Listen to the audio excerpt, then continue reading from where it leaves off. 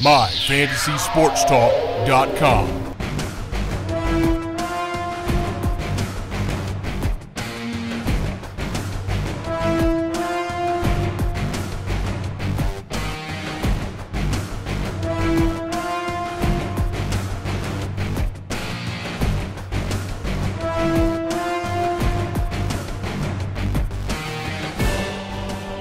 Welcome back to another My Fantasy podcast from MyFantasySportsTalk.com. So glad you have joined us once again for another podcast. We're going to talk about a lot today, several different arrays. Actually, we're going to talk about all the three major sports. We're going to hit it all today and play some catch up for you guys, the audience at home from My Fantasy Podcast. So hope you've been checking out the site recently. Dan's draft profiles have started already. It's almost that time. So a lot to talk about there. Baseball draft, MLB draft, fantasy draft, that is coming up real soon for the My Fantasy Sportstalk.com writers and folks, and plus some of you guys. Basketball to talk about. Can anyone beat the Warriors this year? We'll talk about that. And we'll also talk a little AAF football and be joined by our man DDT Dylan Davis Tirado in just a moment. So I am your host, Brandon Reed. My co-host is Daniel Schalk, the man who started this whole thing and runs it. How's it going, boss? You know, busy times in the Schalk household. We're about to gain a new addition, if for those who don't know. But baby Schalk was due in June, so I did not know that you needed to dedicate a room to a damn baby. I didn't know that, but you do.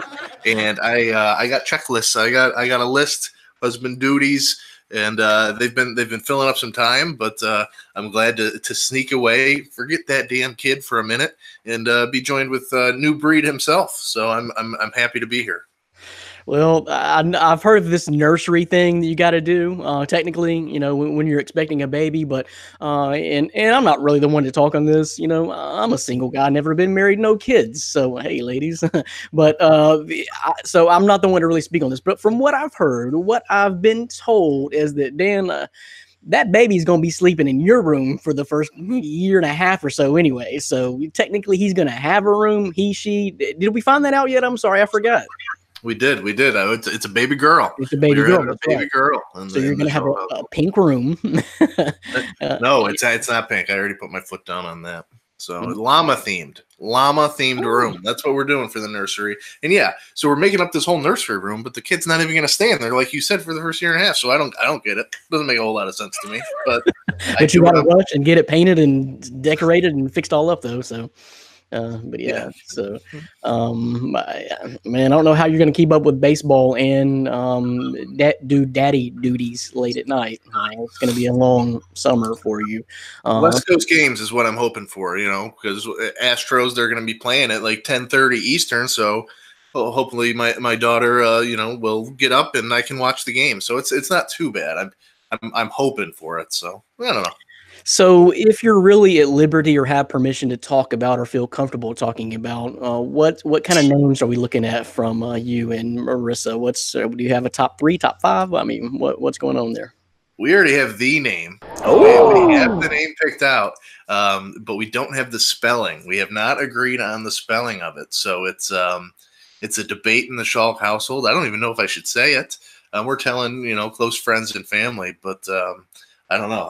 I didn't have the wife's permission to come on and understand say it, but it has been. It's we can talk off camera, Brandon. But you know these MFST people, they're thirsty. They're thirsty for some rumors, and you know as soon as I say that, the Twitterverse will be crazy. So we're gonna have to calm down on that. Well, you should talk to me after the show then, because I took etymology in high school, so I'm good with like words and letters. So maybe I can help you out there. You know, I thought that was for insects. Wasn't that insect? Etymology. What's the study of words? I took it in high school. No, that might be it. I think insects is like entomology, something weird like that. I was just messing with you. That was my bad version of insects into your. I don't know. Etymology. I'll put it on the old etymology. Yeah. Put it in the old Google machine. Etymology. Yeah. Yeah, that's a real thing. ETYMOLOGY. I was thinking entomology. Right. I think that's insects or something. I gotcha. So. Bees, maybe bees. So we got all that to talk about today. Fantasy draft again. Do we have all the spots solidified in the myfantasysportstalk.com baseball fantasy league this year? All 14 of them, yes. Yep, and 14. Some new writers have joined us, so that's yeah, we're going deep. Championship's going to be harder this year. It's it's been more popular. I mean, we're getting guys like Casey Birch, and I don't know if he's messaging you. No, I've lost all communication with Casey since the trade deadline passed. My feelings are a little hurt, Casey. I used to be hearing from you 17 times a day. But what's up, man? Where's the love? Well, his love is spread to me, and what he's doing is Casey's a smart guy. He's a writer for the site, but he's also an engineer, and he just does smart things with numbers, and he's plugging in our scoring system, and he's making algorithms based on player stats and who he should take in this league. So he's coming at me hard with some of that info, but you got to get prepared. He's a new one, and he's coming in with algorithms and different things like that. So it's going to be a competitive league this year.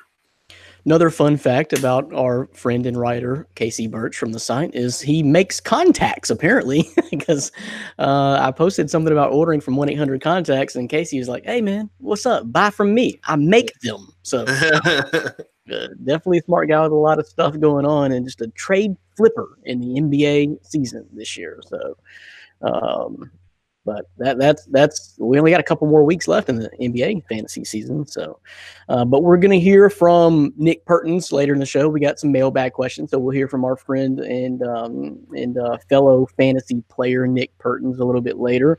We're going to talk some basketball. Have a question from a fan of the site, David Newell, and also going to talk fantasy baseball, of course. Have a question from Martin Curran coming up on today's show. So go ahead and invite that other guy, DDT. I've got a bone to pick with this guy. I need him. I do too, and my bone's going to be a separate bone from yours, but he's going to get double boned tonight. So it's going to happen. He didn't hear that, but that doesn't sound right. I don't know how I'm going to edit that out. All right, maybe you'll add. You know what you should do? Just put a bleep. Just put that bleep there. Double bone. And then what you do is then you bleep my bleeps. So now it's all going crazy. But yeah, so we're gonna surprise him too. It's gonna be a surprise double. We'll leave it. But yeah, so we're waiting. The invite is sent out. Maybe he's practicing his stand-up routine. But that's what I'm gonna pick about him. DDT. He's a he's a Renaissance man. That's what we'll say. He is. He's a Renaissance man from soccer to I guess he's a Knicks fan. If he doesn't like to do his fantasy basketball lineup, I'll tell you that. And, I think he's done with the Knicks, from what I've heard. Check that out on the site. True. Yeah. Stand up. And stand-up comedy. Also keeps up with politics, very outspoken on politics. So, very well-rounded guy. But from what I'm hearing, I believe he's going to get double penetrated. Say today. What? I didn't say anything about it. But penetration. You took it a step further there. But okay. Where's DDT? The hate is coming from both sides, is what I was saying. Yes. I know where your mind's going, but right there. So, man, tell me again, and for the folks at home too who are going to be participating, when is our fantasy baseball draft again? Because you told me the date and I forgot, but it seems like it was pretty damn early. It's not that early. It's Sunday, March 10th. That's early. That's next Saturday. It's 12 days away. So yeah, and it's a Sunday. So if you're there Saturday, you will be drafting by yourself. And it would be the 9th. Oh, sorry. But yeah, either way, you know how I feel about drafts so far ahead of the regular season start. So do you know the regular season starts in March? Like March 28th, 9th, 30th? Yeah. 28th. Okay. It's closer. Yeah. It's brilliant. It's brilliant. It's like 1 or 2 games. It doesn't really start till April 1st. But so is baseball but baseball is not the same way as football is. So you don't really have to worry about guys going down in injuries ahead of the regular season opener, though, in baseball. Is that correct? No, that's not correct. There's definitely guys that can go down. Tommy John is always a throwaway. So yeah, I mean it's definitely a little risky, but at the same time, when you're working with 14 schedules, you just set a date and you say deal with it. That's true. So that's that's ultimately what it is. So. But I'm looking forward to it. We haven't mentioned that I was the reigning champ. I thought you were going to sneak it in there. I forgot. Well, I did beat you in the championship. Yeah. Remember that? Yeah. I cheated all year long. So, anyways, but yeah, it's I'm looking forward to it. So we're gonna have a acquisition limit this year, I take it. Which it's from what you said, the way it's set up, it's manageable. I believe it's manageable. It's not like it was last year, but I was just working harder than everyone else. Can you give me that at least? I mean, I didn't watch any baseball, but I knew what to do, and I have a different strategy going into the draft this year because I know what's important. Yeah, you did a great job. Very commendable. Your first year, and like you said, you didn't even really watch it, which was thing in itself, but you should watch this year because it's going to be a great season. Looking forward to it. And right before that, the week before that, we'll just transition real quick, is March Madness. So the best time of year in sports is coming up, March Madness, and then the third baseball season. And I don't want to get into this with DDT because I know he has no idea what I'd be talking about. But hey, how about those Memphis Tigers, man? Picked up a good win. First of all, I don't know if you called it over the weekend. Battling back, they were down like just 27-4 or something to Wichita State. And came back and won, and then a big win over Temple last night as well. So keep in mind the American Athletic Conference tournament will be in Memphis this year, and this team is totally different in Memphis than it is on the road. So there's a chance there. There's an outside chance. I don't know that this team is really worthy or capable of winning an NCAA tournament game, but if they were to make a magical run in Penny's first year and make the dance, that is like all-time great moment, that alone. Yeah, because I just looked at Joe Lenardi's projections, and Memphis is out. They aren't in, but I think they have no quadrant. Well, 1 through 2 wins or whatever. They don't have any quality wins really at all. But yeah, that Canisius win didn't get too much of a resume booster at the Advocare Invitational. I'll tell you what, off topic real quick, Buffalo, I saw Buffalo, it was a story you did on the site, but there was the picture on the site is Buffalo has a dude that looks like Zion. Dude is ripped and stacked, number 33. Nick Perkins, yeah, he's their sixth man. It seems like he's been playing there for 17 years. But yeah, he's a beast. He doesn't start, but he finishes, and he's probably their second best player and reigning sixth man of the year in the MAC conference. So UB's, I mean, they beat number 4 Arizona in the Madness last year, and they're going to be a 5 seed, I would say, this year. I mean, they've been ranked in the top 25 all season.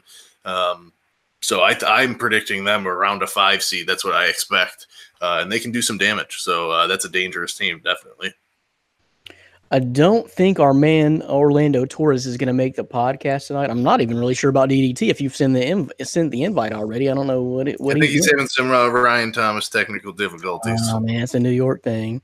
Yeah. But I don't know that Orlando is going to make it. He, they say everything is bigger in Texas, and apparently so are the work schedules and shifts. So Orlando works his ass off. So I don't think he's going to be able to make it tonight. But speaking of the AAF, he contributed with an article. There's a San Antonio team, and I guess he's following them. So he contributed with the AAF. So a little bit of everything on the myfantasysportstalk.com website, if you so inclined to choose to do that. So and check out the AAF. So, but a lot of stuff going on here.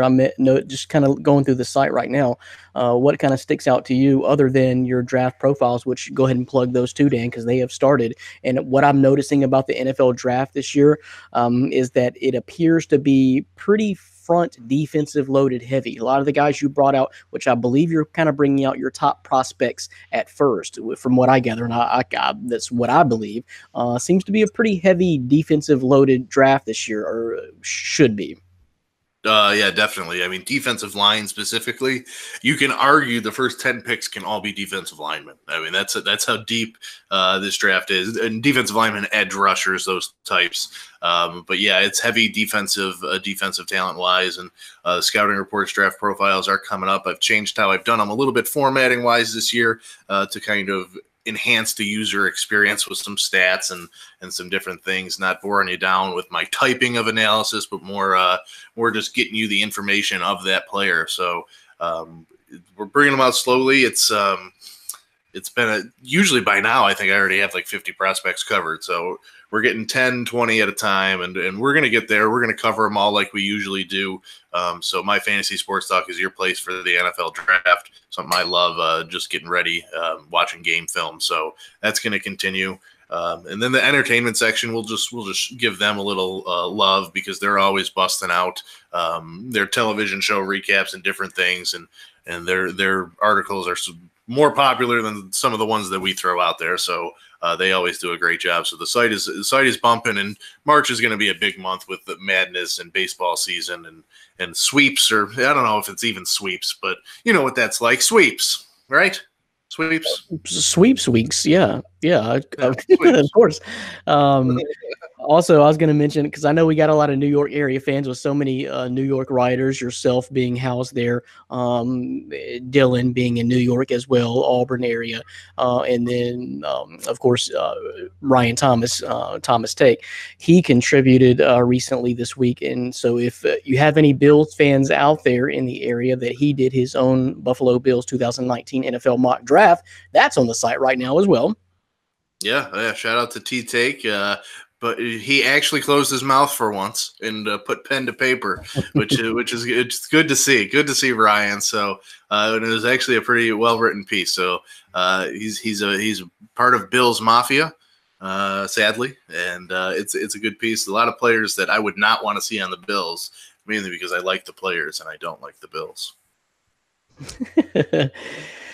So that's out there right now. And also want to give a shout out to our newest writer, David Jaquays, who put out, and I hope I'm pronouncing his last name right, but he has got a little series here, or at least one of his introductory articles is talking about a weekly daily fantasy site review, and that's Prize Picks. Have you checked out the Prize Picks yet, Dan?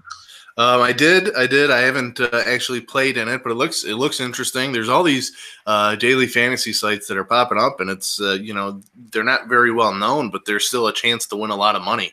And that's, I think, what David kind of does for a living. I know he's helped program some of the apps and do a lot of the marketing for them. And now he's contributing with us with basically getting us to know these daily fantasy sites that are out there. So it's definitely cool. Great articles, and great to have him, on the team. And look forward to I think he said every Monday is when he wants to push out new daily fantasy sites and apps to the readers. So that's great, and he's doing great work. Yep. I love that kind of stuff. As I had a little bit of hot streak out there and shared it with you guys a couple of weeks ago with the fantasy basketball. As man, in a 3-day period, I won $225 on DraftKings playing fantasy basketball.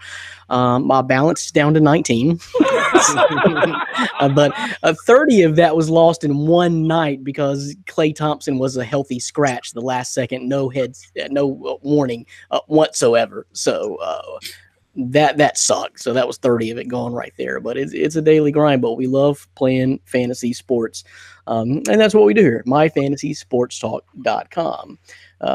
So let's just go ahead and get into it. We've got questions that from the audience. I'm not sure if DDT will make it or not, but we'll save some of the stuff that he wants to talk about for the back end. I do want to give DDT a shout out, though. I think he was probably watching the podcast live on our YouTube feed and knew that he was going to get double penetrated. And he's like, no, my ass ain't going. So he may have got scared. I don't know, but I do want to give him a shout out, though. His stand up, I want to talk to him about that. Deal Torado, he's doing good. Looking for some footage of that. Maybe we can combine that and start entertainment piece right there for Dylan. That was part of my boning. That was part of my boning. You basically you just stop the double bone. You can just single bone now because that's exactly what I'm about. Let's get some footage of DDT. He does a great job marketing himself, and I believe that DDT's a funny guy, but I want to see it. Tell me a joke. That's what I was gonna tell me a joke, DDT, right now. And now he's not even anywhere to be seen. But tell me a joke and then put it on the site, and then he can be his own entertainment section, the DDT entertainment section. I'm ready to go. So yes, shout out to him. I totally just stole that from you, but you were hitting my points. So yes. What is the deal with setting fantasy lineup? Can someone tell me?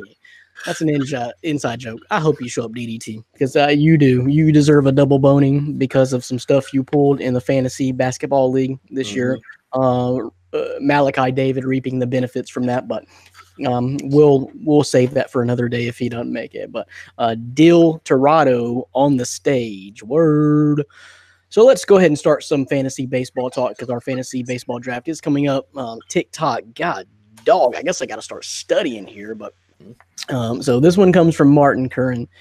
Who are sleepers or guys you were targeting later in baseball drafts this year? And so, Dan, I'm going to leave this one to you. I got a particular story here pulled up, a review here from your guys at Fantasy Pros. I'll talk about in the back end. But I don't know if you even done fantasy mock. You may have even had a legit fantasy draft already this year. Yeah, I had one last night that I did, and I'm actually involved in a slow draft right now that's taking the place. I think I may have mentioned this to the audience last year, but it's basically a slow fantasy baseball draft that we do every year. It's a keeper dynasty league, and it basically happens over the course of like 2 weeks. Like we get 3 hours to pick, and pauses overnight. But I'm in the middle of that right now, and that's the light of my life. And I love it. I love slow drafts. It keeps you into it, for a long period of time. So what is the draft time frame again, though? How long do you have to make your pick? 3 hours. So what if you come up at 3:15 in the morning? What the hell? So it pauses at 9 p.m. at night. So okay. You don't have the time stops and then it starts again in the morning. So, but yeah, they're great. You should get in on it, and I know you will, Brandon. I know it. Okay, we'll see about that. But so hey, we got our man DDT Davis Dorado. Oh my God! Sorry about that. You have no idea what we've been talking about. You'll have to watch the version. Yeah, I gotta go back and watch it. I'm sorry. I literally screwed up my phone because I couldn't get my laptop to start, and I'm like, I got problems. I got situations over here, but I'm here. More than some guys. You'll have to go back and watch what we said about you, but I'm glad. It was dirty. It was very dirty. It was unintentional. Oh God, this is not consensual. I didn't. Oh God, not consensual. No, it wasn't. No, you gave up those rights about 3 weeks ago. So you were. Oh, y'all mad about that trade? That I haven't been doing my basketball stuff. So and clearly you decided to throw a witch hunt at me like a Donald Trump thing and completely ostracize me to the entire community of readers and listeners that we have. I'm sorry. I don't like to play for a loser, and yet I'm a Knicks fan. So, see how that's going. Your record's worse than the Knicks, buddy. I know. I got a shot at that top 3 spot more than any other team in the NBA does. If there was a vote for a suspension for 1 year, you're getting my vote for suspension for 1 year for what you I don't care. Hold on. Oh, this just in. DDT accepts the trade. He trades away Clint Capella and Buddy Hield for Boban Bogdanovic. So wait, when was this? I'm just saying that's probably some stuff you would have done. Listen, I was trying to keep up with it, but I had so much going on top of this, and I really have had a lot going on since the last time I've been on here that I honestly lost track of it, couldn't keep up with it, and I was just like, you know what? Screw it. I have no risk in this at all. I'm not losing anything. I'll just throw it out there. Whatever. You guys can have a free win off of me. I was thinking about you, Brandon. I was thinking about your desire to win. I figured, hey, when he plays me, he gets a free win. Possibly, but I would have rather had Steph Curry, to be honest with you. Had I known, everybody would have had Steph Curry. That was kind of the icing on the cake. Was like, hey, at least no one will have Steph Curry. I'm not even proposing trades with you because you were 1-14. I'm thinking, okay, he ain't even setting his lineup. So no, just I'm focusing on the baseball season because I'm more salty about that than fantasy football when it comes around. So are you in the fantasy baseball league with us? Yeah, I am. I definitely signed up for that. I'm definitely going in for that because I'm mad. I think I finished third last DBT, yeah, year. you did it. He did have a good team last year. It wasn't as good as mine, but yeah. No, yours. Oh my God, yours was a nightmare to face. And not only that, I remember last year I had so many injuries come up. I was like, oh great, there it goes again. So Okay, so before we move on, great timing though. I'm glad you're in the fantasy baseball league because we're gonna have we have a question here that we didn't really get into before you came on. So great timing. But Dan, what did you want to say about Dylan and to Dylan's face while he's here? Either whether it be about yeah, we were coming at you double. You know, you'll just have to go back. You'll just have to go back. Oh man, you know, it's been a while since you've been on the podcast. It's been a very long time. I missed you guys a lot. Yeah, it's been a while. You've been going off becoming a funny man, man with your stand-up comedy. I am a very funny man now. So here's the thing. I would like to believe that, but we need proof. And I know. I saw yesterday you said footage is coming. So what I'm saying is you give me that footage or you put out that footage and we will put it on the website and we will make a section dedicated to DDT stand-up comedy and put it on there. And the MFST people will come love you if you're funny enough. So let's see it. If I'm funny enough. I do have footage. I'm currently in the process, literally, before I came on here, of actually setting it up, putting it up on Facebook. But now that you have given me the invitation to promote myself on your platform, which I truly appreciate, I will expedite this process immediately, post this video chat between you two fellow gentlemen. Well, I say gentleman because Dan, you're the only one that really, honestly, I respect. Brandon, you can just, go screw off with your basketball. Want to suspend me from fantasy basketball? Put on your shoes when you step in the public library, Mister.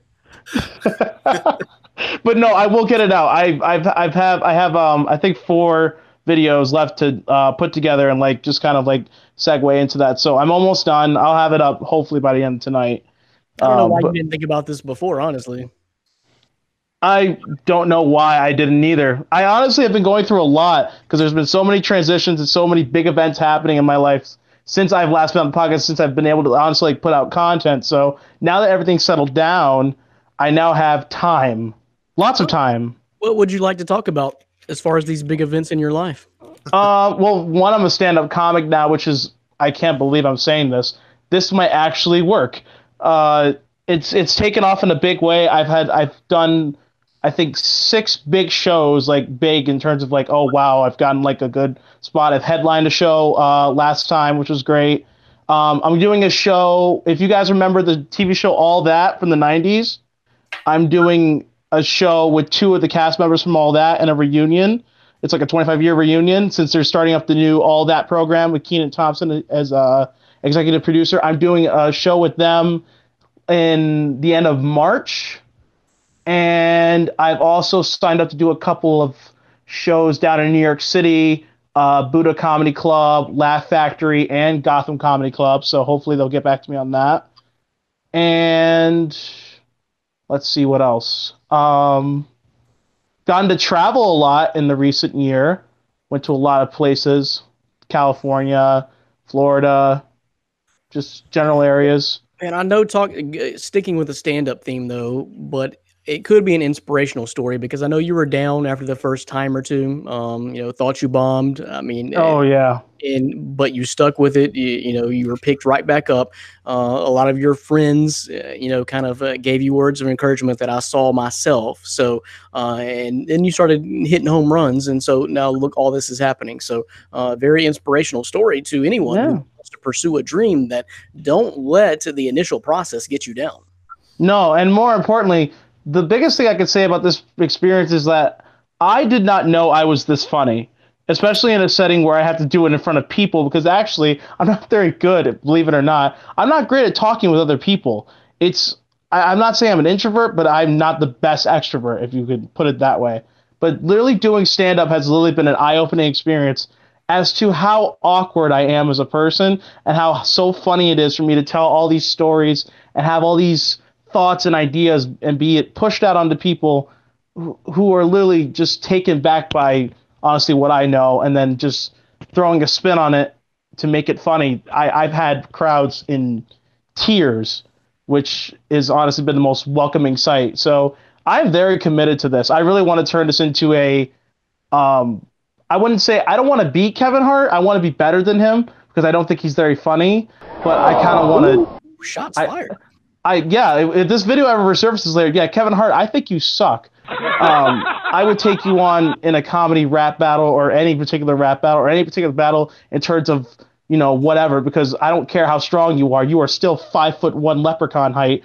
So I still tower over you at 5'9", which is not the average tall height of a black male, considering that everyone in the NBA is 6'6". So other than that, I really just want to take this to great heights. I really want to be honestly a famous comedian. I'd love to do this as a full-time gig the rest of my life.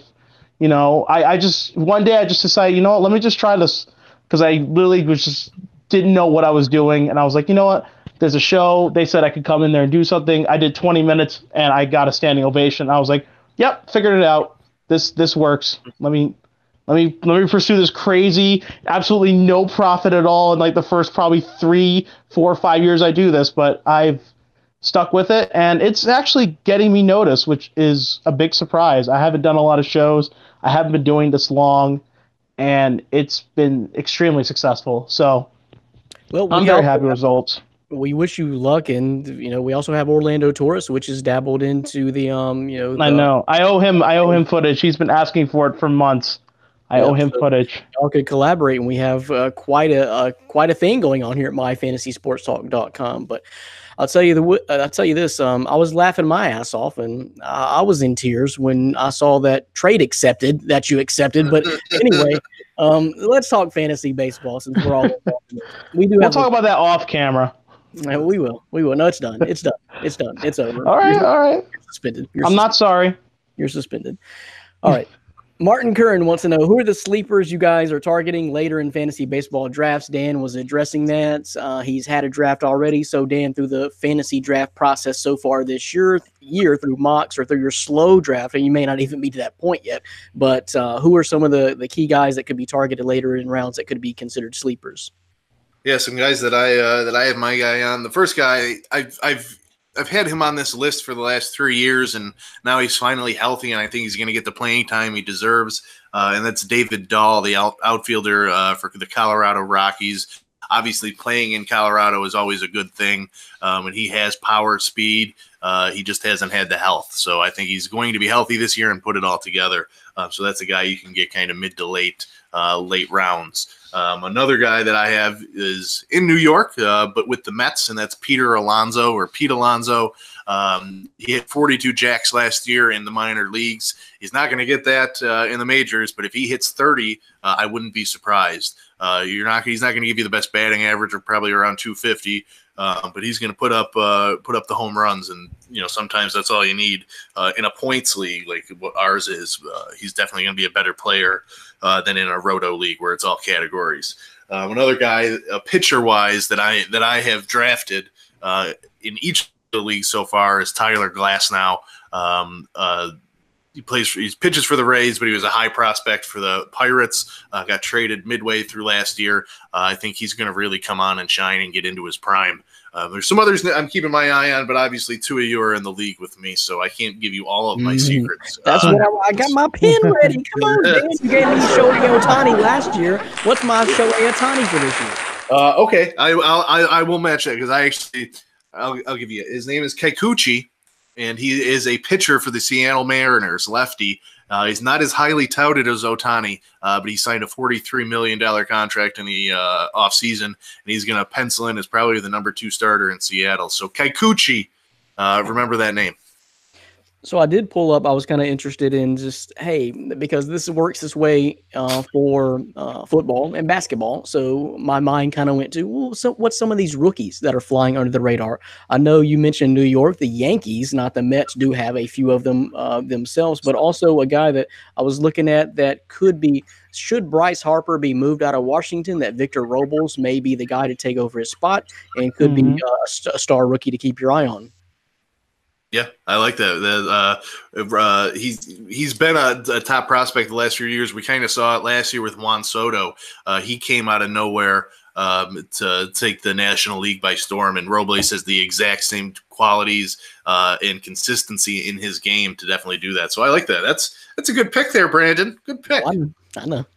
But my secret is out.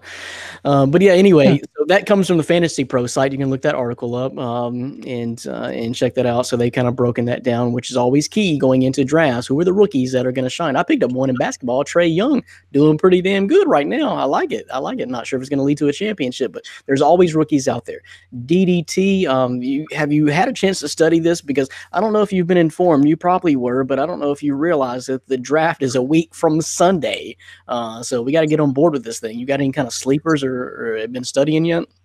I have been studying for the past week now. I've kind of dipped into certain ESPN's. Honestly, I'm looking at their rankings because I'm kind of seeing how they're setting things up. I've also taken the time to kind of look back on last year's team because I honestly went into last year's team with a very different strategy than how I'd done previously. I focused on not specifically how many points they scored, but where their biggest stats in terms of scoring in our league would affect the points themselves. So who has the most efficiency, who was on good runs towards the end of the year, coming into next year, playing situations, if there's a platoon in a certain position. So I can't really give in terms of like players I would want to draft. I just know my strategy is I'm not looking for the highest points in a player with like if I get to a pick and someone's available. I'm specifically looking in terms of like hitters. I want to know how many home runs, what's your OBP. Batting average can be batting average, but your OBP, your home runs, can you put it in the field? Can you get me points? In terms of pitching, I want to look at how many wins you got, what's your ERA, and more importantly, how many strikeouts you have. Just to know that you're efficient in getting that out, where I can't always rely on you, but I know consistently I can set myself up with a lineup every day that can get me points. As long as I'm sticking to that as I did last year, I think I can make a better run towards the end of the season, where honestly, I'm also going to be very conscious about injuries because obviously in a 162 game MLB season, none of your players are going to sit through the entire year without getting hurt, especially when you're me and you really wanted to draft a lot of Yankees thinking they'd be healthy all the way through the year. And my God, I don't even know how we even managed to get into the playoffs with the injuries that we had. So I'm just looking specifically for healthy, consistent players that will stay on the field as much as possible and put as many points on the board as I can get. We also have a new addition to the league this year. Ryan Thomas is going to be joining the league as well. So we're going to have pretty much all the guys, Dan, joining the league. I'm in his Yahoo league. You joined it. I just can't, man. I'm literally doing both. I've never done Yahoo baseball before, so I honestly it's just something new to try. I want to see because it's a keepers league, and I've never done that with any fantasy league I've ever done. So something I want to try and learn going forward. How keepers work in different leagues and stuff like that. So just to figure out why not. So we'll try to get back together and maybe do another podcast with maybe a fantasy baseball study guide. By that time, Dan will probably have gone through another couple of drafts, or at least his slow draft will have ended by then, right before we do our fantasy draft, or maybe do a catch up after our fantasy draft coming up on the March 10th, Sunday, March 10th, Dan? Sunday, March 10th. Yep. So there we go. So let's move on and talk about the NBA, which I know we all love. This question comes from David Newell. You actually think Denver has a shot against the Dubs or anyone in the West? Who you guys got coming out of the East? Multiple questions here from David. So go ahead, DDT. So first of all, let's take it question by question. Is Denver for real? Can they really beat Golden State? Or at least get to maybe if the seedings hold the way they are now, 1-2, and they meet in the Western Conference Finals. Is this legit? Well, I mean, I'll think about this one from the perspective of think about what Denver's run's going to be. They start as a 2 seed. 7th seed, I think, will be like the Spurs or something like that. One of those bottom 6, 7, 8 teams. Maybe the Lakers, if somehow LeBron can elevate them into that 8th, 7th spot. I don't think it's very possible. But anyway, that should be a relatively maybe 4-1, 4-2 series. Maybe a sweep. I give them a chance to do that. Then they move on to the next round, 3rd seed, which they would probably have to face maybe Houston, I would say at that point. And that's where I'm kind of wondering if they'll end there. I don't really know if they can even get to the Warriors if they're facing off against someone like Houston. Or, if they get to the Western Conference Finals and they face Golden State, the only thing they can really hope for is that Steph Curry, Klay Thompson, Kevin Durant, and Draymond Green are hurt or limited in how many minutes they can play. Didn't even mention DeMarcus Cousins. And DeMarcus, whatever. DeMarcus, $6 million contract to get a ring. Ain't worth nothing. Anyway, that's a side opinion. But I do love what Denver has done this year. They have honestly, under the radar, Nikola Jokic and Gary Harris, Murray, all of those guys have really taken that club to a new height where they may not be a Warrior beating type team, but if the Warriors weren't as strong as they were, I'd give anyone in the Western Conference in that particular ranking a chance, and especially Denver. I just don't think they have the pieces to get past such a strong scoring team as Golden State. I would love to see them go at it in a 7-game series. I just don't think it's enough. I really think the Warriors are too strong in the West, and the only competition they really have to get knocked out is the Houston Rockets, based on James Harden's performances and how he's kept that team together. But I don't count Denver out, just not yet. Maybe they need a couple more pieces, and I think next year they can definitely make a run at it. Well, that's what I don't quite get the magic of Denver, is that how they're doing this. Of course, Nikola Jokic, he's a beast down low. You also got Paul Millsap playing good too. But other than that, it's just a bunch of scrappy guys playing defense. You mentioned Jamal Murray. You also got Will Barton, my guy from Memphis, Beasley, Torrey Craig. All those guys, they can score. They can fill it up. They've been hurt a lot this year too, in and out. And Will Barton stays in that role of in and out. So if they could all come together, but they just play defense, one of the best defenses in the Western Conference, only giving 106 points a game, I believe. And then they have the beast down low. So, but other than that, their bench is kind of thin, in my opinion. And I just don't know that it's necessarily built for the playoffs. And if you look at their schedule so far right now, the East has been killing them. They have I don't know what their record is against the East. You have to look at their schedule, but it is horrible. The East. I think even the Knicks beat them. Brooklyn beat them twice, swept them. Brooklyn beat them twice, swept them. They've lost games to Philadelphia, Miami, Philly. I think Milwaukee's beaten them. Boston's beaten them. Yeah, you're right. I've just noticed that too. They really have lost to a lot of teams in the East. They went through a stretch earlier in the year, I think in November, where they lost 6 of 7. They went through a stretch recently where they lost 3 in a row to the East Coast. Now, they were into the Eastern Conference. They were on the East Coast playing 3 straight games in like 5 days, but they lost all 3 of them to East Coast teams, Eastern Conference teams. So, man, I just don't know. I don't know if they're for real yet. They're holding and maintaining longer than I thought they would. My opinion is I don't know, with only about 20, 23, 24 games left in the season or so. 23, I think. But I look for Houston to keep climbing and exceeding teams like Portland that are above them and Oklahoma City that are above them, because Clint Capella is just coming back, and Clint Capella is a huge part of that team, in my opinion. They're just getting healthier as long as they can stay healthy. So, Dan, let's hear from you. Denver is your former team. I don't know if you still have any interest in Denver or not, but let's hear from you about the Nugs. Yeah, if George Karl was coaching them, they'd still be my team. I'll preface this by saying nobody is beating the Warriors. The Warriors are going to the championship. But if there is a team, I actually like Denver ahead of a team like the Rockets. Tupolita. You say a thin bench, Brandon. I think it's a deep bench. They have 9 guys basically averaging double figures in scoring. And like you said, they play defense. So I don't think they will. Maybe they can pull a game or two from the Warriors. But I wouldn't say a Western Conference Finals appearance is out of the question. In that series, if they played each other, Nikola Jokic is the second best player on the court in that game. If those two teams match up, only Kevin Durant I think is better than him, and I think he's that good. He's almost averaging a triple double. So he is the better version of Russell Westbrook, and he's not even a point guard. So.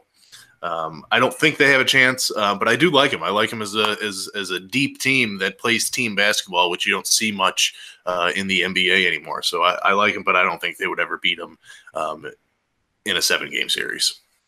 I guess I just think the playoffs are a different animal, and matchups may become a problem. Is Trey Lyles coming off the bench really going to be strong enough to help propel you and maintain a lead coming down the stretch? I don't know. Is guys like Juan Hernan Gomez, Monty Morris, and possibly Isaiah Thomas will be healthy and playing by then as well too. But I just don't know that. I don't know for sure. But it's hard to beat the firepower of Golden State. It really is. So.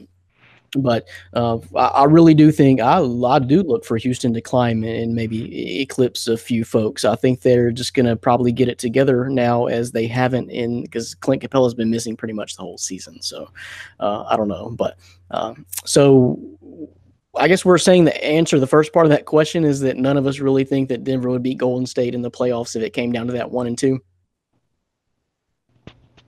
Not yet. So let's talk about the East. This is kind of hard for me, man. Milwaukee's kind of been leading the charge so far and is top of the standings, but and I look at the other teams that I think are seriously, possibly contenders here, David, is that it's really a 3-team race. I'm excluding Boston right now. And I know my man Colby's probably going to be mad, but they just haven't got it. And to me, Kyrie is one of those guys, almost like Carmelo, a little bit of a chemistry killer. When he's in the mix, I don't think you're going to have your best success as a team. Gordon Hayward, I don't know what the hell happened to him. I don't even think he's starting and probably shouldn't be. But it's a 3-team race to me: Milwaukee, Philly, and Toronto. If Philly can get this together now, Milwaukee has they've only played one time so far, and that was way back in October. Milwaukee and Philly, that is. So, does Philly not have the best roster by far in the East right now? Am I mistaken? They just got to get it together. Yeah, I mean, I think they might have the most talent, but I watched them play in a win over the Lakers a couple of weeks ago when they just got Tobias Harris, and I did not like I just don't like their chemistry. I don't think there's too many pieces that are just playing pieces. I mean, they're not playing team basketball like I mentioned the way the Nuggets are playing.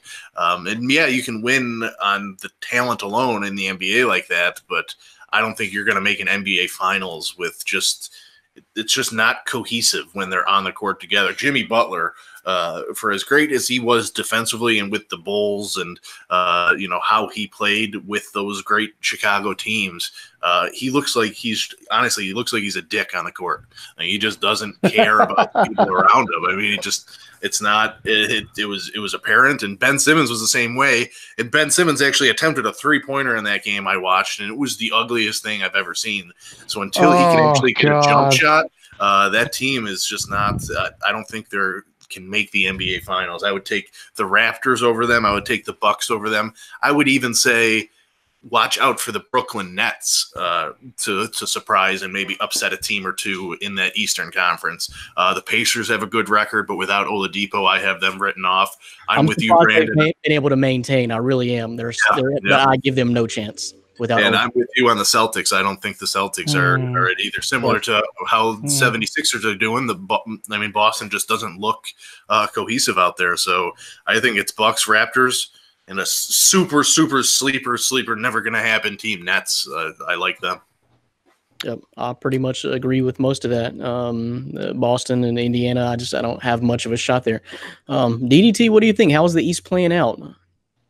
Well, I really honestly, I share your sentiments on Boston, just to start with them. I came into this question thinking, okay, Milwaukee, Philly, Toronto, and Boston, but then I stopped on Boston because I'm like, to say what you said, Brandon, Kyrie Irving is kind of a chemistry killer.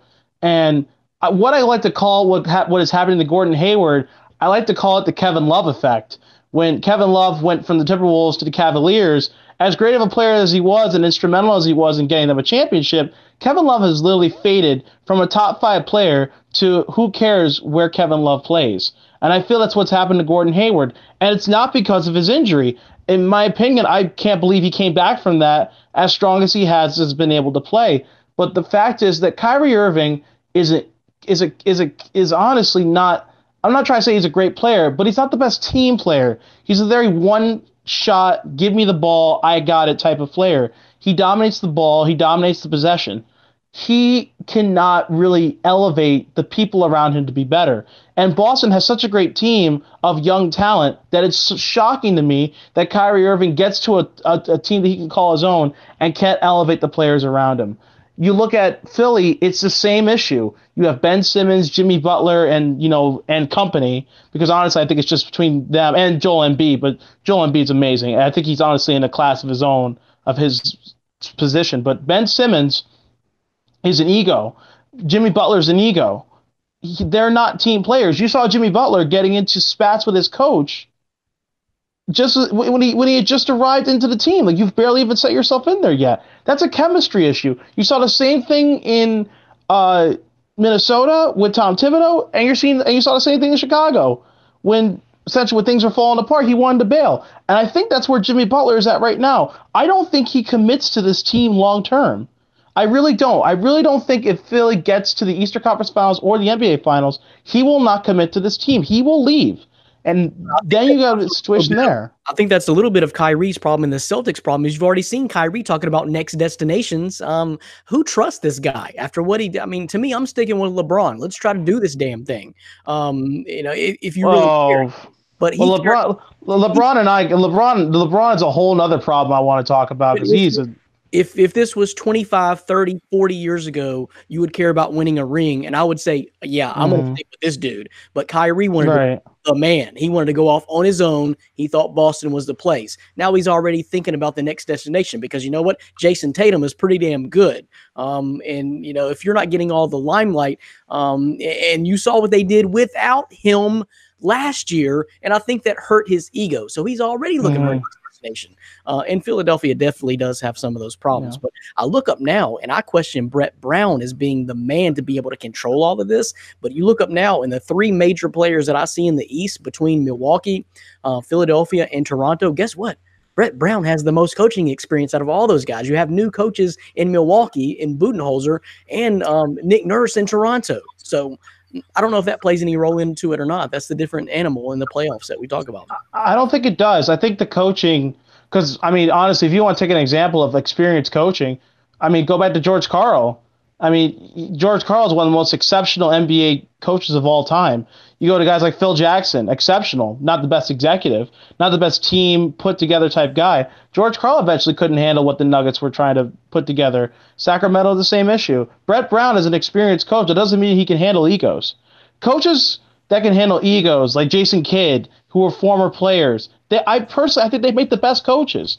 They know how to reel players in. You want to go to a player who was in the East with the most ego that anyone could deal with, it was Carmelo Anthony, and Mike Woodson, a former player, reels him in, and the Knicks try to have some stability. Yeah, try to have some stability. But Brett Brown and Philly honestly had a team before Jimmy Butler arrived.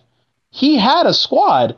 Before Tobias Harris, too. I really would value Tobias Harris more on that team than Jimmy Butler, honestly. I agree. Tobias is playing the best basketball, I think, of his life. I've never seen him play this well. He's honestly been exceptional. But again, like you said, Milwaukee and Toronto, my opinion, will be meeting in the Eastern Conference Finals. And I don't really know who to give the edge there. They're so evenly matched and so talented on both sides of the ball. They're very sound Eastern Conference teams. Personally, in my opinion, I think either one of them will get the Warriors a 7-game series. I don't think you'll see a sweep like LeBron's Cleveland Cavaliers. But in the end, I will remain with you guys. It's a 3-team race. But if somehow Boston and Kyrie Irving and company just have a knack for just pulling out a performance. Brad Stevens. Where if you Brad is I love Brad Stevens. Brett Brown last year. I'll remember him more as a Butler coach than I will as a Boston Celtics coach. I'll remember more for what he did with Butler and taking on the NCAA tournament. Rookie NBA coach and obviously put his foot down and said, I got the goods, guys. You know, I'm pretty good here. So he outcoached Brett Brown in that series last year so damn bad. That's what made me kind of think about that. But I don't know. I can't wait for it. The NBA playoffs are just about a month and a half away or so. So 3-4 weeks. We'll revisit that. So we're all saying Warriors, who they're going to meet in the East. You can kind of narrow it down. Milwaukee or Toronto? There you go. I tend to agree with that. I just think Philadelphia has the best roster. Can they get that chemistry together and manage all those egos? So, all right, guys, it is time to hear from our fantasy football champion from 2018, Nick Curtins. No. All right. Are you mad? Is you mad, bro? David Johnson. That's all I'm going to say. David Johnson. Pertins. He traded away David Johnson and won the league. I know. Don't remind me. I was this close. This close. The Pat Mahomes. You all mocked me for the Pat Mahomes pick, and God. It is 2020. If I would have got Pat Mahomes instead of Deshaun Watson, yeah. But if I had Pat Mahomes and Tyreek Hill all season long, I would have had a better year. If I had picked Tyreek Hill, I just didn't want 3 players on Week 12 buys. No, that's true. Anyway, all right. Fellas, Dan reached out inviting me to your MFST baseball league again, but sadly I have to decline. Thank God. You traded away Aaron Judge for freaking I don't know. What's a player we don't care about? Jonas Cespedes, something like that. I'm surprised you remember that. Too many beatdowns of the podcast crew, so you guys could use a break. Ha ha ha ha. But in all seriousness, I just don't want to commit to another baseball season with Colton getting bigger. The little guy starting to teeth, and America's pastime is just that. A thing of the past. Ooh, whoa. It's going there, but I'll be back to defend my football crown and, of course, shock the world in basketball. By the way, am I allowed to curse out Anthony Davis? Brandon, you watching Memphis Express? The league is okay, but it's rough seeing Mike Singletary look absolutely lost on the sideline, or maybe it was Hackenberg at QB. Later, boys. Nick Pertins. All right, so I don't know. I first wanted to take that kind of first section of the question. Dan, did you read that as is Nick is not really a baseball fan and saying this? Yeah, that's how I took it. I took it as a dig, not America's pastime. It is America's pastime. It's always going to be. I did take it as a dig. I didn't appreciate it. Wow. I mean, don't get me wrong. Baseball is not exactly the most popular sport in the United States. We'll always credit that to football and Fortnite, but, it's just, I was just saying, man, they're doing competitive Fortnite. I'm trying to get in the game. But anyway, I mean, baseball, it's not my number one favorite sport, but when baseball season rolls around, I mean, the Yankees cap comes out. I'm sitting down, maybe if I was at work at my desk, I'll throw the game on the radio. If I'm at home, I'll definitely throw the game on and try to catch a few innings. They've done efforts to try and make the game shorter, with pitch count clocks and stuff like that. So I would never say baseball will ever leave America's pastime category. It's always going to be. It's a 162 game season. It's the longest running regular season in American sports. Is the problem. I guess maybe it's a Memphis thing. I agree with Nick. I made the fantasy baseball championship last year, and I swear to God, guys, I did not watch one inning of baseball all year long. To me, I would rather watch NBA Summer League. And to be honest with you, I have watched more NBA every single year for the past 5, 6, 7 years than baseball every single year. So I don't know. Maybe it's a Southern thing. I don't know. I'm just not interested in baseball at all. So I kind of agree with Nick there. So you guys need a team. That's the problem. What I wanted to kind of spin this focus in on, though, of Nick's question on the back end, or not really question, just kind of statement there, is some AAF talk. How interested have you guys been? Which is, I miss having Orlando on the show because I think he's been keeping up. He wrote an article about the AAF, but I wanted to kind of get you guys' opinion now that we're almost a month into the AAF season. As what do you think? How interested are you in this league, Dan Schultz? I watched multiple games week 1. I was in it. I actually bet on a couple games. I laid some wagers. I was like, okay, football in February, I'm down. And I watched it, and I have not watched a minute since week 1 games ended. It was what I saw, at least, was bad football. I mean, it really was. It was, I guess somewhat enjoyable. There were some really good hits, but the quarterback play was atrocious, and that really keeps an offense flowing. There was no run game. Obviously, you can't blitz, so a lot of the things that I like about football, which is game plan and techniques and what the plays defensively and offensively are being called, and how they're matching up in adjustments, audibles, different things like that, are kind of taken away that I noticed in the AAF because of some of those rule changes. Some of them are cool. Like I liked, the instant replay review. You're up in the box with the replay judge. But am I going to tune in on a February Saturday to watch because of that? How about a March Saturday? Definitely not. No. My March Saturdays are even more filled because college basketball conference tournaments and, of course, baseball starting up. So I thought it was cool, but I didn't like the play. I didn't think it was close to NFL competition. I wish him the best of luck, but I'm not going to watch probably another second the rest of the year. DDT? I took the opportunity to kind of look into it a little bit because I didn't even know this was a thing. I had no idea that after the Super Bowl, I was going to, oh, wow, more football? Like, okay, I'll watch a couple minutes. I mean, I like it. I think the league would get a lot more attention if it had more star power. And as we've seen in, reports, Colin Kaepernick has been approached about it. Tim Tebow was approached. I wish he would have gone. And, we have, recently we just saw today the Canadian Football League essentially just ostracized and excluded Johnny Manziel for whatever he did this time. So the AFL might be his next, or AAF might be his next, AFL. AAF might be his next destination. I was going to say XFL because Vince McMahon's got that thing trying to put together. But, I really do think it's a great opportunity, despite the fact that there's bad play, for certain players to kind of shine and have an opportunity to get reps. These could be players that were not making the 53-man roster in training camps for NFL teams.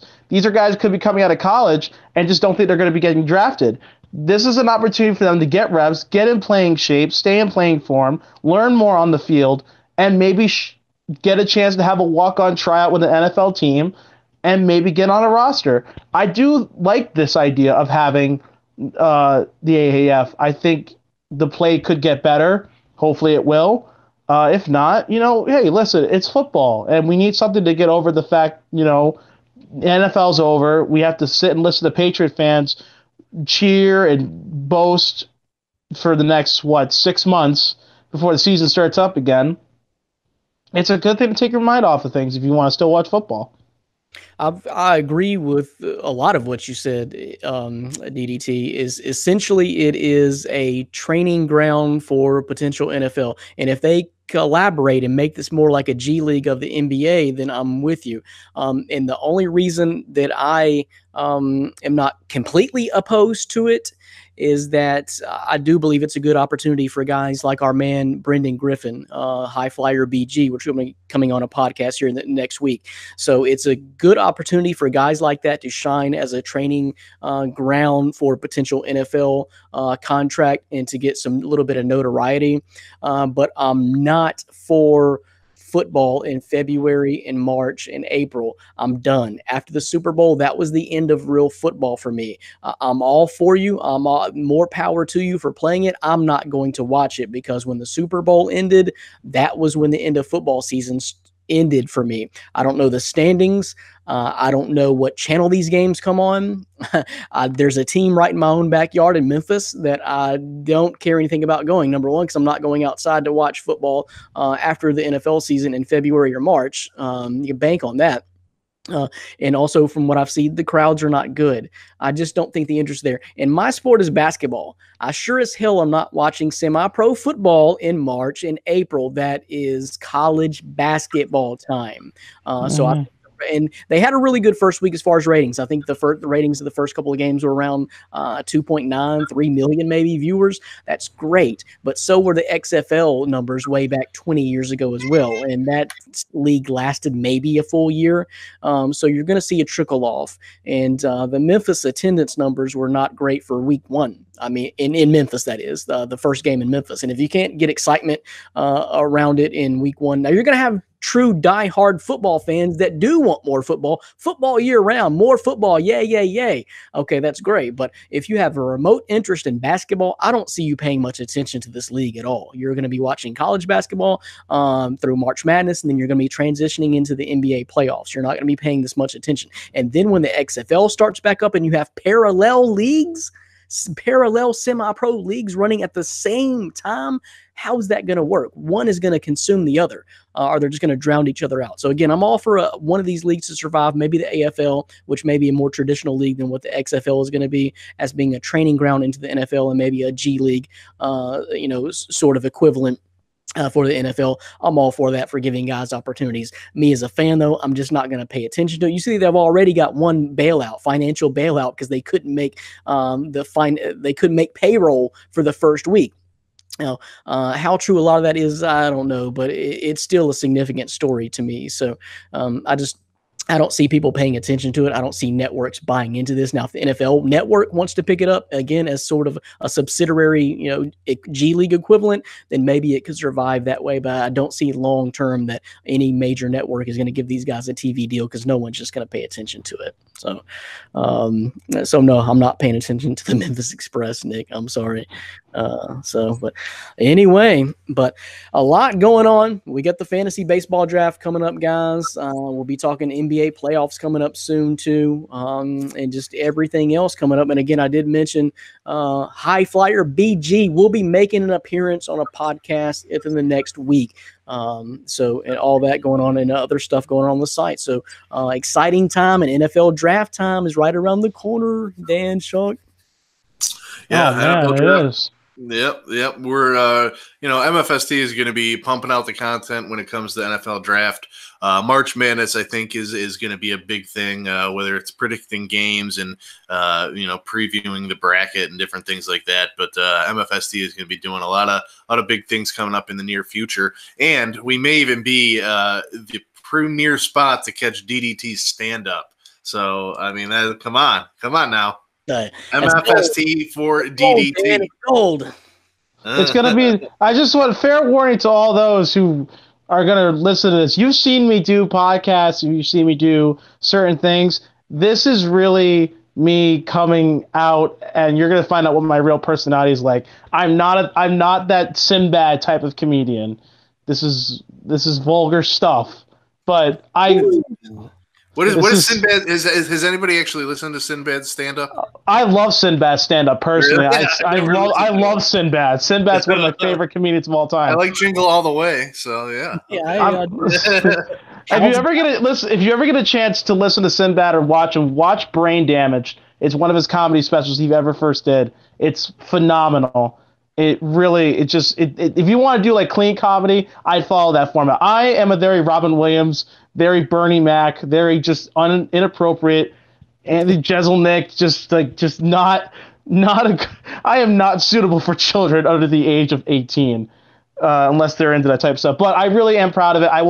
I am very honestly honored to have my content be put up there. So I'd love for you guys to devote a section to my comedy bits, and maybe we'll throw Orlando's up there. We'll throw it in the entertainment page or something, and do that. So if for the folks at home, you actually go, I guess, is your stage name Dil Torado? Yeah, I'm one of those pretentious pricks that decided to shorten their name to try and sound more appealing to the future, maybe as Saturday Night Live call up. That's the goal. That's the goal in mind. But I think you should go by T-Bone. but no, I on top of that, and just to mention this too, I don't want to just put that. I am starting to go back into writing stuff again. I put out something about the New York Knicks when they traded Kristaps Porzingis. I'm still mad about it, and I was gonna put out another article about the Super Bowl, but I don't think there was really anything to talk about except for the halftime show. So honestly, I kind of threw that out the door. But I'm working on doing some stuff more. Because I've never been one to commit to projects. So I have to offer an apology because I stopped doing my podcast and I stopped doing career mode stuff. And it's just because things got so hectic in the stand-up comedy. And also, I had other projects going on. I was in a band for a little while and we were doing music. I also had a job that was having me work nights, so I couldn't do all the stuff I used to do. So now that that's kind of changed, my schedule's changed up. I'm gonna start getting back into my old habits of screaming at the television at video games and trying to masterfully emulate comedy to a bunch of AARP recipients in all my comedy shows. That seems like all I attract are old people. But yeah, I really appreciate you guys giving me the platform to do this. That would be really, really dope, actually. Can't wait. Deal Torado. So, Dan, last words for the peeps at home before we get out of here? Check out the site. Go team. And yeah, I don't really have anything. I'm ready. I don't know about you, but Canisius in Niagara is tipping off right now. So I know you're pumped to see Scott Hitchin. And just a side note, not many people will know this, but just so you know, Brandon, I don't think you do. The Canisius head coach kicked Isaiah Reese off the team. What? I saw a story about that. I NBA saw something about that. And he kicked him off the team midway in it through a game, halfway through a game. He just kicked him off the team. It's crazy. It's drama here in Buffalo, but they've actually gone on a winning streak since then. Well, they what lost did he do? game, but yeah. He might have backed. I heard. Yeah, he said something detrimental to the team. He was basically just calling out the coach, playing ball hog mentality. It's since we were in Florida, Brandon. It's taken. I mean, they lost all their games in Florida, but they went downhill. And he was no NBA draft for him. Wow. Oh, play overseas, man. Luka Doncic did it. There you go. There's a place for you. This may not be with the Canisius Golden Griffs. That's crazy. Are they a tournament team, Dan, this year? Well, they need to win their conference tournament. They are tied in first place in their conference. But another thing about the MAC conference, they don't have a team with a winning record. So there you go. Oh God! So you're telling me? I just thought I'd throw it out there. Oh, maybe they'll get in the tournament. No. I mean, they could make it if they win their conference tournament. But I've seen crazier things happen. They'll be a 15 or a 16 seed play-in team. They won't be much more than that. Something to keep an eye on, March Madness. So appreciate you guys for joining us here on My Fantasy Podcast. Appreciate Dylan Davis, Torado DDT, a.k.a. Dill Torado on the stage for joining us. And Dan Schalk, my co-host. I am Brandon Reed. Catch you next time. High Flyer BG coming up soon, guys. Later.